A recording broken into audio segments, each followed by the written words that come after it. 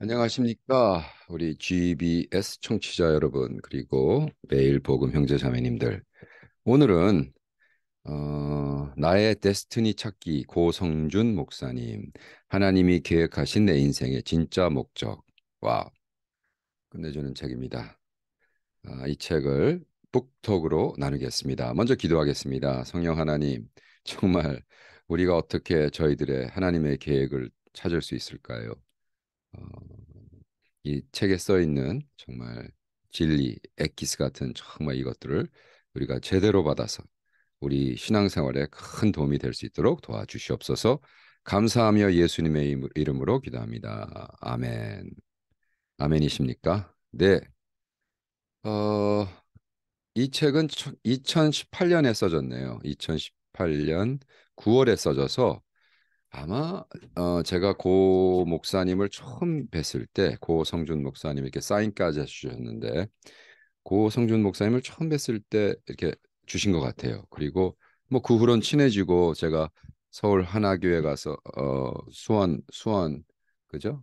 하나교회 가서 여러 번 설교하고 이번에 미국에 왔더니 카이로스라는 책은 아예 한국 규장에서 저한테 소포로 붙이셨어요. 그래서 이제 이것도 읽고 해야겠죠. 그래서 아마 카이로스 원은 제가 그 벌써 북톡에 한 것 같고, 근데 참 규장에서 책을 내는데 참 규장에서 많이 팔린다 그래서 제가 나는 4천 권밖에 안 팔렸는데 이런 얘기를 했습니다. 여기 이렇게 프롤로그에 쓰고 계십니다. 어떻게 나의 데스티니를 알고 이룰 수 있을까요? 데스티니, 하나님의 계획이 출판되고 나서 가장 많이 받았던 질문이다. 이 질문을 받을 때마다 나는 부담이 되기도 하고 더럭 겁이 나기도 했다. 한 사람의 인생이 걸린 문제가 아닌가. 즉흥적으로 대답할 것이 아니라 좀 더 깊이 있는 답을 주고 싶었다. 그것이 데스티니에 대한 두 번째 책을 써야겠다고 결심한 이유다. 이번의 주제는 어떻게다. 어떻게 나의 데스티니를 발견할 수 있을까? 어떻게 나의 데스티니를 이룰 수 있을까? 반대로 어떻게 하면 데스티니가 파괴되고 망가지는가? 굉장히 좋은 얘기죠. 여기 이렇게 얘기하십니다. 한 가지 알아야 될 것이 있는데 데스티니에 대한 질문은 많은 경우 OX로 해답이 주어지지 않는다. Yes or no. 정답 퀴즈 아니다. 창조주 하나님과 함께 걷는 여정이기 때문이다. 창조주 하나님과 같이 걷는 여정이다. 그래가지고 북커버가 이렇게 하늘과 같이 밤에 어, 그죠? 산책을 하는 게 아니라 백팩을 메고 여정은 목적지에 도착하는 것만이 목적이 아니다. 좋은 이야기입니다. 아주 뭐 프롤로그 아주 잘 쓰셨어요. 그리고 그 다음에 음, 결론적으로 키 포인트 of this book은 데스티니는 하나님과 함께 걷는 여정이다. 그래서 어떻게 하면 우리가 하나님과 같이 걸을 수 있을까? 이제 뭐 이런 거에 포커스가 되겠죠. 그래서 자, 그 아웃라인을 보면요. 존재적 데스티니. 그러면서 서브타이틀이 아담에게 물어봐. 그다음에 샬롬. 두려움과 불안을 넘어 데스티니로. 세 번째 거룩함. 데스티니 문지기. 네 번째 순종. 유능한 데스티니 항해사. 다섯 번째 영성. 데스티니의 엔진. 그리고 에필로그. 그 다섯 그 키 챕터를 10개의 스몰 챕터로 나눕니다. 역시 우리 고 목사님은 버클리에서 수학으로 박사학위를 하신 분이죠. 수학으로 박사학위를 받는 사람은 둘 중에 하나입니다. 천재거나 조금 맛이 갔거나. 근데 고성준 목사님은 와 천재인 것 같아요. 예. 그래서 규장에서 뭐라고 얘기했냐면 그는 시대적 통찰과 선교적 해안을 가진 선교사다. 현재 그가 담임하고 있는 수원 하나교회는 7개 네트워크 교회로 10여 개국의 선교사를 공동 파송하고 있는 미셔널 처치이다. 다니엘과 같은 다음 세대를 위한 대안학교 다니엘 아카데미, 선교사들을 훈련하는 다니엘 훈련학교, 본격적인 난민 사역을 위한 NGO 호프, 리호프 발족하여 활동하고 있다. 와 대단하시죠? 엄청난 일을 하고 계시는데 놀랍습니다. 그래서 여기에서 이제 제가 가장 와 마음에 들었던 것이 존재적 데스티니, 그죠? 존재적 existential destiny죠. 어, 자, 그래서 아담에게 물어봐. being. 아담은 어떻게라는 우리 질문에 두 가지 이야기를 들려준다. 첫째, 아담의 데스티니는 아담 개인의 것이기 이전에 인류 모든 데스티니, 프로토타입이라는 것이다. 아담과 하와의 데스티니는 모든 인류를 향한 하나님의 창조 계획이며 인간의 존재 목적이다. 인간에게는 데스티니를 향한 존재론적 갈망이 있다. 존재론적 갈망. 굉장히 철학적인 얘기죠. 그런데 이렇게 아담을 향한 하나님의 위대하고 복된 계획에도 불구하고 아담과 하와는 죄로 인해 그들의 데스티니를 망가뜨리고 말았다. 얘기합니다. 자, 그래서 아담과 하와를 쭉 얘기하고 여기서 재미난 이야기를 했어요. 이제 정서적으로 어 우리 나랑 참 맞는다. 뭐 나이보다는 제가 조금 어리지만 그 목사님이 그렇지만 여기에 그 우리가 다 좋아하는 어렸을 때 불렀던 양희은 씨의 행복의 나라. 장막을 걷어라 너의 좁은 눈으로 이 세상을 떠보자. 창문을 열어라 춤추는 산들바람을 한 번 더 느껴보자. 갸보여운 풀밭 위로 나를 걷게 해주세. 봄과 새들의 소리 듣고 싶소. 울고 웃고 싶소. 내 마음을 만져줘. 나도 행복의 나라로 갈 테야. 이런 인생에 정말 불렀던 노래. 어떤 실존적인 존재에 대한 갈망. 그죠? 그러면 그 말하는 존재적 데스티니, 프로토타입, 아담과 하, 영원한 데스티니 쭉 있는데 여기서 뭐라고 하냐면 누구인가 도움이 되는 기쁨. 음, 첫 번째. 음, 두 번째는 두 번째는 돈으로 살 수 없는 행복. 음, 하면서 여기 어떤 간증을 하시냐면요. 어, 어떤 스몰 그룹에서 어떤 형제가 정비 학교를 가는데 3천 불만 있으면 잠시 일을 쉬고 학교를 다닐 수 있겠는데 그랬을 때 유학생에게 큰 돈이었지만 그가 등록금 3천 불을 주었다는 거죠. 그래서 그때 느꼈던 돈으로 살 수 없는 행복, 그죠? 자기의 존재성에 대해서 이렇게 얘기합니다. 첫 번째입니다, 그것이. 두 번째는 창조하는 존재. 첫 번째가 뭐라고요? 누군가가 도움이 되는 기쁨, 키포인트. 두 번째, 창조하는 존재. 아담과 두 번째 데스티니는 새로운 것을 창조하는 것이다. creation. 우리는 하나님을 크리에이터 그러잖아요. 그렇기 때문에 우리가 창조하는 거에 대해서는 굉장히 익숙해 있어야 되는데 우리는 인생의 모든 사람들을 이렇게 공장에서 찍어내듯 획일적인 인생관을 강요한다. 그죠? 의사나 법관이 되는 것이 모든 사람에게 적용되는 최고의 인생이며 명문 대학을 나오는 것이 모든 사람의 행복을 보장하는 열쇠라고 믿는다. 이 규격품 인생, 스펙을 쌓는다. 음. 여러분 스펙이라는 단어가 굉장히 비인격적인 단어인 거 아세요? 이건 사람에게 어플라이 되면 안 되는 스페시피케이션이라는 건 물건을 얘기할 때는 건데 그걸 우리가 우리 스스로에게 예, 와.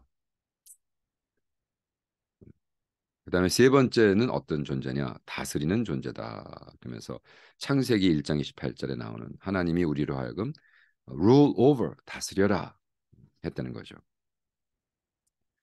어, 여기에 뭐 아주 좋은 간증들이 많이 나옵니다. 그리고 마지막으로 이 책은 꼭 한번 여러분 기회가 되시면 사서 보시면 좋겠어요. 그래서 여러분도 데스티니를 찾는 그래서 데스티니를 잘 찾아서 이루어 나가신 여러분 되기를 축원합니다. 네 번째가 친밀한 관계를 누리는 존재, intimacy. intimacy. 뭐 intimacy는 제가 부흥회 때 언제나 하는 얘기고 아마 수원 하나교회 이번에 7교회가 모여서 수원에 있는 대학의 그 컨벤션 센터를 빌려서 한 거의 1,300명이 모인대요. 그래서 내가 뭐 그래서 어떤 면에서 내가 목사님의 그 이 책을 다 읽고 소화시켜서 그 목사님한테 훈련받은 사람들이니까 그죠? 제가 제대로 해야겠죠. 가르쳐야겠죠. 그래서 지금 북톡을 먼저 하는 거 있습니다. 친밀한 관계, 인티머시는 제가 언제나 하는 얘기고요. 의미 있고 중요한 존재. 그래도 읽어드릴게. 친밀한 관계라는 우리의 데스티니를 누리기 위해서는 순서가 있다. 누구나 친밀한 관계를 원하지만 그것이 생각처럼 쉽지는 않다. 않다. 그래서 몇 번 시도했다가 상처라도 받고 나면 아예 친밀한 관계에 대한 기대를 접는다. 친밀한 관계를 원하는 거. 더욱이 하나님과. 하나님과 친밀해졌더니 하나님이 야 이삭을 바쳐라 그랬잖아요. 겁나는 얘기죠. 친밀해지는 건 그냥 장난처럼 하는 게 아니라 내가 목숨을 걸 때 하나님과 친밀해지기를 원하는 거예요. 그리고 마지막 다섯 번째 아담과 다섯 번째 데스티는 의미 있고 중요한 존재. 음, 의미 있고 중요한 존재. 음,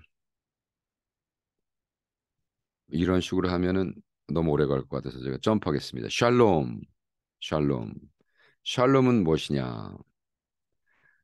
여기서 샬롬이란 거는 두려움과 불안을 넘어 데스티니로.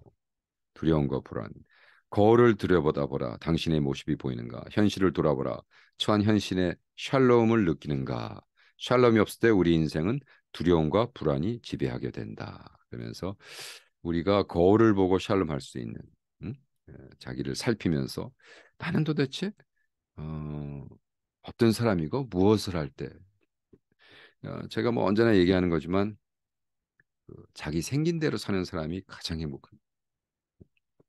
생긴 대로 산다는 건 예, 어, 야, 이거 복잡한 얘기인데, 이 책에는 안 나왔지만, 내가 몽둥이인지 방망이인지를 모르는 사람. 내가 몽둥이인가 방망이인가? 여러분, 몽둥이와 방망이의 차이점을 아세요? 예. 몽둥이는 아무거나 들어서 때리면 몽둥이입니다. 그죠? 부적갱이를 들어도 몽둥이고, 옆에 있는 뭐, 장작을 들어도 몽둥이고. 근데 방망이는 달라요. 방망이는 뭐예요? 야구 방망이 그러잖아요. 예. 어떠한 아주 스페시픽한 거를 때리기 위한 방망이가 있어요. 야구 방망이가 있고요. 저기 연어 죽이는 방망이가 있고요. 우리 낚시 가는 사람들은 저 고래 저 뭐야 상어 때리는 방망이가 고기를 머리를 까서 죽이는 방망이가 사이즈도 다르고 무게도 다르고 다 달라요. 근데 왜 그럴까요? 그러니까 내가 방망이인가 몽둥인가를 몰라. 그러니까 내가 지금 몽둥인데 자꾸 방망이 흉내를 내고 방망인데 몽둥이가 되려고 그러고. 예. 그래서 우리는 자기 데스티니를 아는 게 얼마나 중요한가. 음. 그래서 우리는 어, 인간은 사랑이신 하나님의 사랑을 받고 누리기 위한 존재로 지음을 받았다. 그래서 인간은 하나님의 사랑을 받을 때만 정상적으로 작동한다. 음. 나 자신과의 샬롬, 그 하나님과의 샬롬, 이웃과의 샬롬.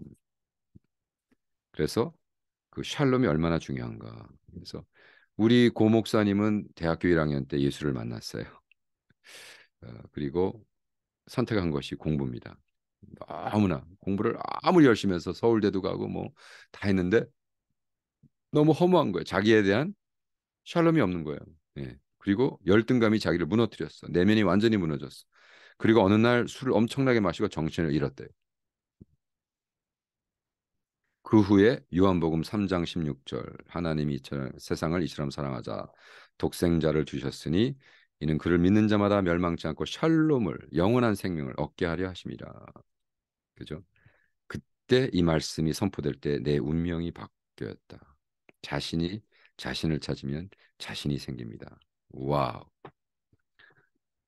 내 자신이 자신을 찾으면 자신이 생깁니다. 이건 내가 지금 만들어낸 말입니다. 멋있죠? 당신이 당신의 자신을 찾으면 삶의 자신을 찾습니다.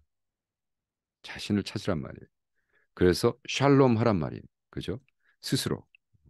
그리고 그렇게 될 때 그 다음에 세 번째 데스티니의 문지기 거룩함 단계. 근데 이제 이게 뭐 2단계 걸쳐서 이게 아니라 사이멀테니어스리 같이 일어나는 거지만 우리가 정말 이 거룩이라는 것 없이 우리가 어떻게 그죠? 우리의 하나님이 주신 계획을 이룰 수 있는가?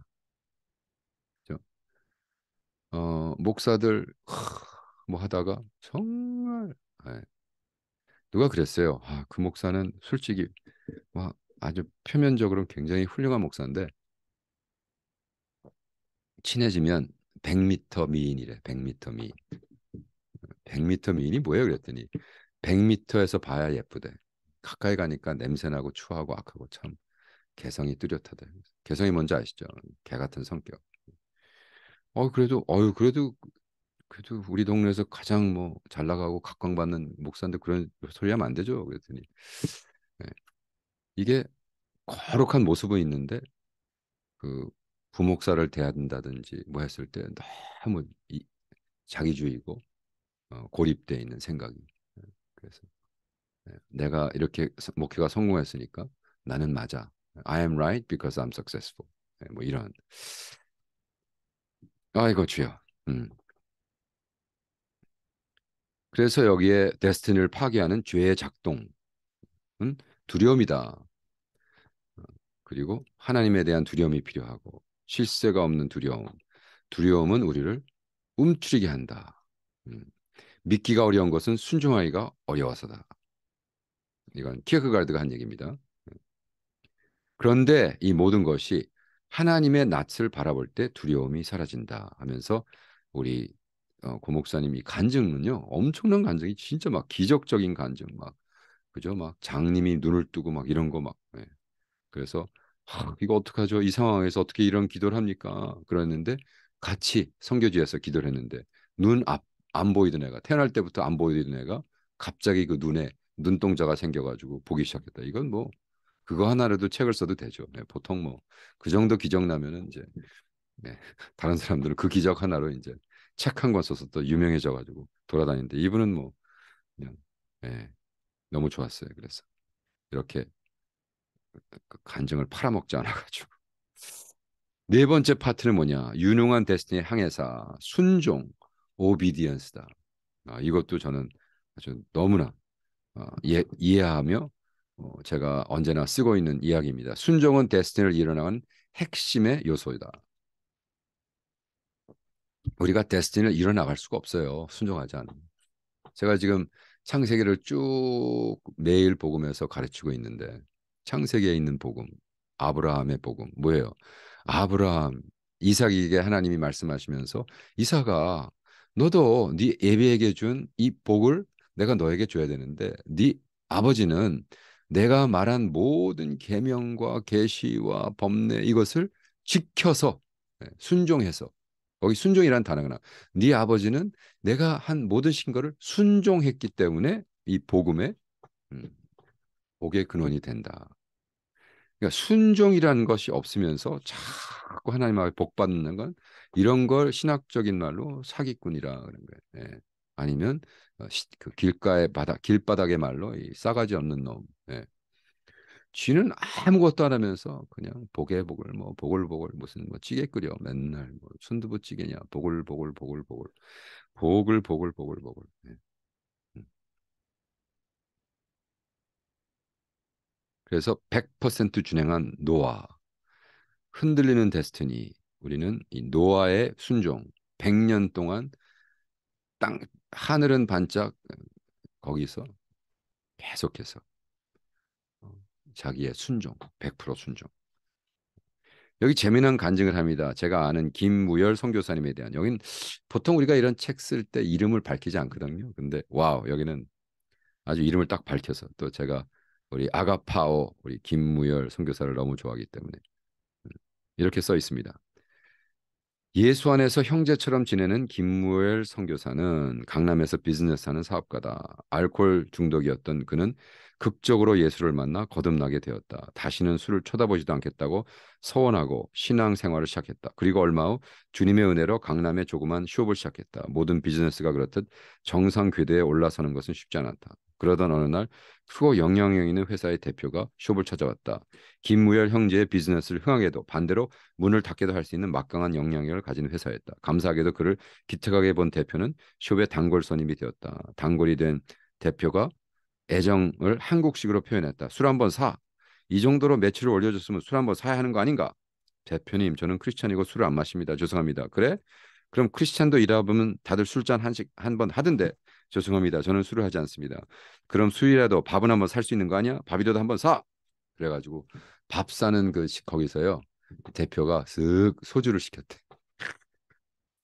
그랬더니 어, 자기가 빨리 나가가지고 아줌마한테 아줌마 밥값만 계산해 주시고요. 소주값 3천 원은 저분이 내실 겁니다. 어안이 벙벙해서 앉아있던 대표는 허허 웃으면서 계산대로 왔다. 이놈 진짜네. 대표가 이야기했다. 내가 술 마시자고 했는데 거절하는 사람 내가 처음이다.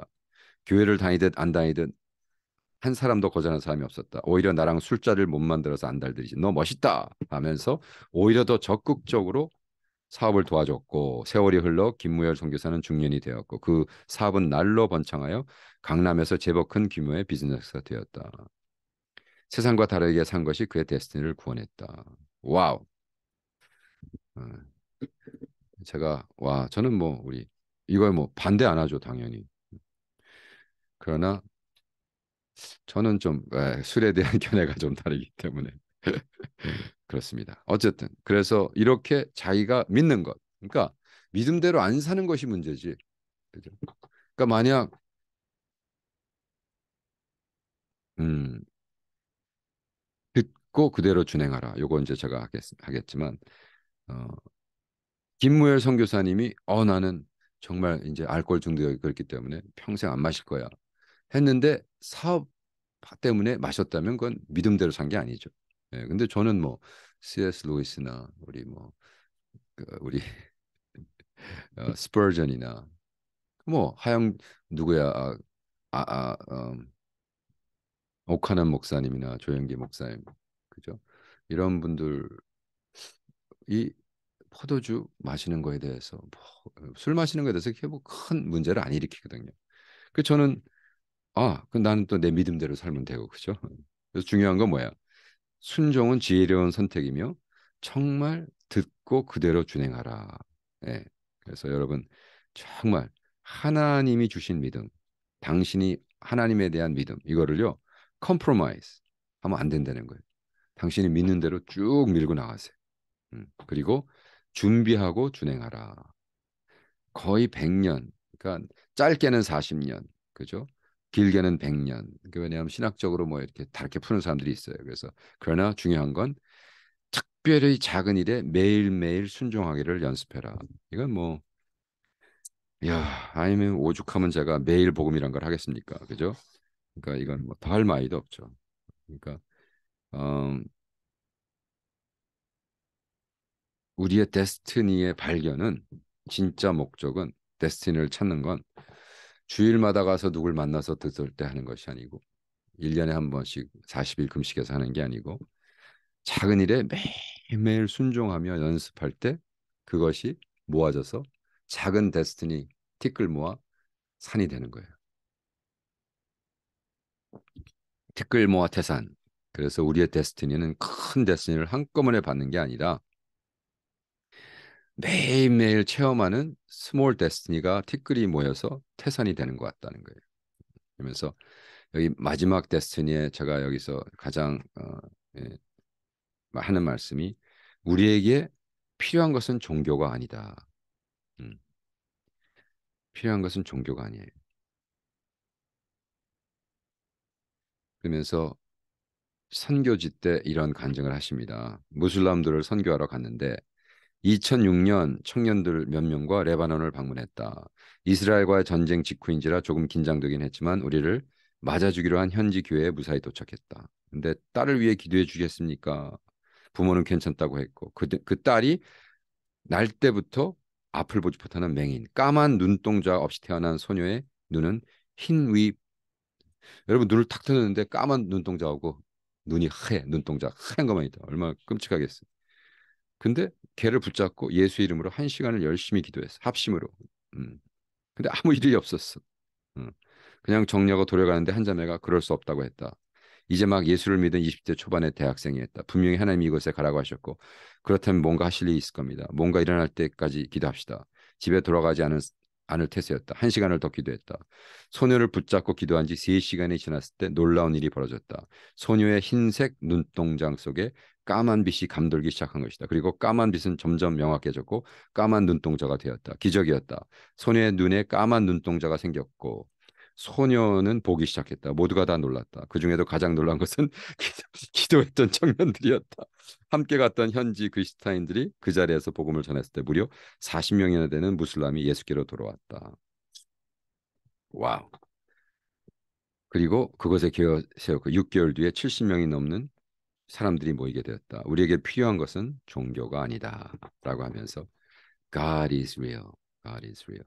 음, 음, 우리는 자꾸 머리로 얘기한단 말이에요. 그래서 God is real은 뭐냐면 실존적인 하나님, 존재하는 하나님, 실존적인 그 나의 그 보여지는 믿음. 음, 그래서 이 책의 데스티니를 이뤄가는 마지막 요소는 영성이다. 영성은 구체적으로 기도와 말씀으로 표현되는데 본질은 하나님과의 관계, 하나님을 아는 gnosis, 안다는 것이 내가 아담이 이브를 알고 어떻게 애를 낳죠. 그러한 intimacy, 그죠? 라는 것을 말하고 있습니다. 여기 아비의 유업을 계승하다 하면서 야곱은 피곤한 몸을 숙게 노숙을 했다 하면서 이제 창세기에 나오는 말씀 그리고 모태 신앙이 아니라 베델 신앙 우리 부모한테 받은 것이 아니라 부모한테 받은 것을 내가 이제 스스로 체험하고 경험하는 것 그죠? 어, 이렇게 살아있는 음, 그리고 자기는 유학생을 끝나고 유학생활을 박사학위 받고 오면서 우리는 스스로 하나님 앞에 서원했대 부모가 졸업하는 동시에 저희를 선교사로 어, 했다. 음, 음, 여기 이런 글을 쓰고 있어요. 204쪽에. 꿈 같은 7년의 유학 생활은 이 교회를 만나기 위한 것이라 믿었다. 그런데 불행하게도 이 행복은 담임 목사의 죄와 그로 인한 갑작스러운 사임으로 깨어졌다. 교회는 풍비 박산이 났다. 음. 이거를 제가 아주 인티멀리 같이 동행했기 때문에 제가 어디를 여행하다가 비행기 안에서 이 교회에 어, 편지를 써라. 너희들이 아주 그냥 회개하지 않으면 너희들 정말 너무 교만 떠는데 우리 교회가 넘버원이라고. 그거 회개하지 않으면 거의 담임 목사가 성적으로 타락할 것이다. 야, 그런 편지를 어떻게 씁니까, 여러분? 젊은 친구가. 근데 하나님이 하도 강권적으로 해서 제가 그 편지를 썼거든요. 근데 그 편지를 그 목사가 부목사들 다 앉혀놓고 너희들 조심해. 그러고는 아무것도 안 했는데 그게 어떻게 된 줄 아세요? 그 담임 목사가 부목사 부인하고 계속 잠을 잔 거예요. 예. 잠을 잤다는 게 뭐 손잡고 잠잤다는 거 아닌 거 아시죠? 그래서 그 교회가 완전히 부셔졌어요. 너무 안타까운 일이죠. 근데 그 교회에 우리 고성준 목사님이 다니셨던 거예요. 와, 그래서 얼마나 7년 동안 꿈 같은 교회 생활을 하다가 그게 깨졌으니까 어떻게 그래서 다시 하나님이 다시 졸업을 하면서 이렇게 기도했대요. 우리를 선교사로 써주십시오. 그러면서 하나님이 그 약속을 어, 베델에서 했던 약속을 계속해서 하고 또 하고 또 하고. 음. 그래서 결론적으로 이렇게 말하고 있습니다. 나의 데스티니 네임, 나의 데스티니의 이름은 무엇인가?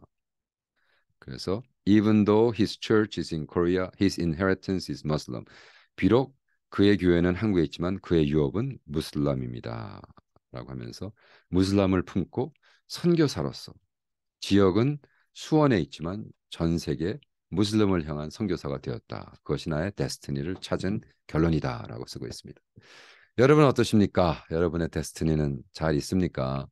찾으셨습니까?